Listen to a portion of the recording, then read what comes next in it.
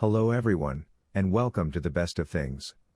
Here's another essay video that we've made, where we'll be discussing selected topics that have shaped history and pop culture as we know it. And for this video, we're going to be talking about a timeless drama film that has been a perennial favorite in the Christmas season. A story about a desperate man, not realizing how he made big differences in everyone around him, in spite of all his sufferings. This is, It's a Wonderful Life.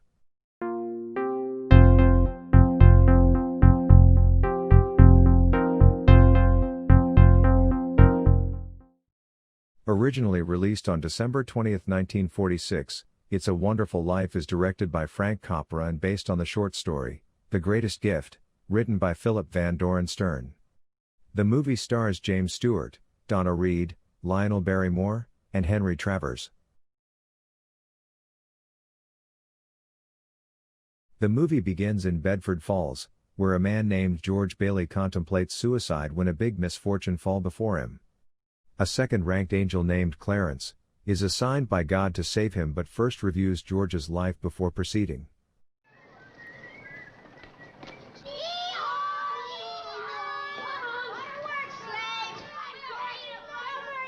We are then shown to George's good deeds in his early years, from saving his brother from drowning, to preventing a distraught pharmacist.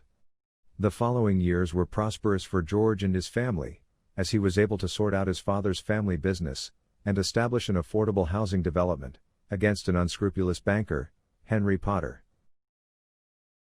Now you listen to me.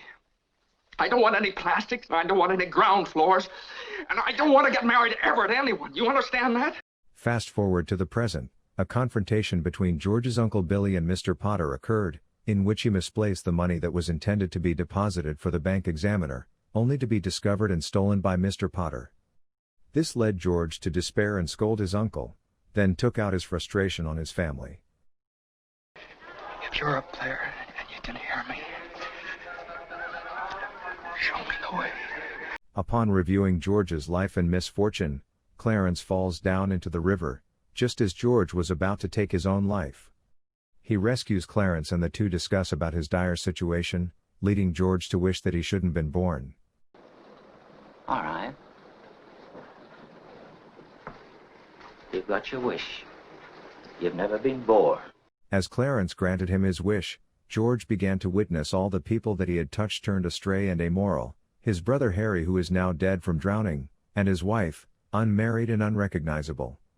And the city that he lived once, has decayed into immorality. Suddenly realizing how valued and wonderful his life was, he wished Clarence to live again, no matter what the outcome falls before him. And as he went home while turning life back to normal, he faces an arrest warrant from the bank examiners. But his family and townspeople were able to cough up with more than enough money to pay off what was lost. Clarence secretly thanked him for earning his wings, and George together with his family and friends, celebrated Christmas happily ever after.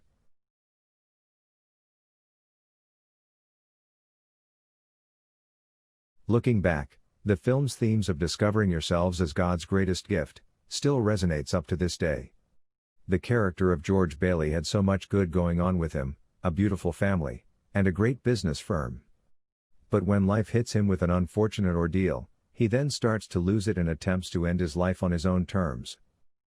Clarence had to let George realize what life would be like without him, and that he was the one that truly made the city of Bedford Falls stick together.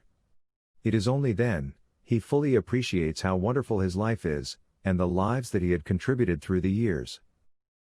Just like in the book of Job, where his wealth and health has been taken away, as a test of his faith and resolute. George's struggle in the face of despair mirrors our daily lives. And we all go through the stages of grief, and eventually accept its outcome.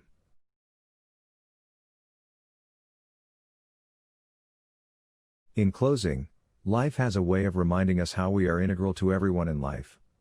From our families, friends, colleagues and even our enemies, and the best that we can do for them is to contribute more good than the bad. In the end, our time here in our daily existence is never permanent. And it is our deeds that will forever remain and inspire more people to follow what you've started.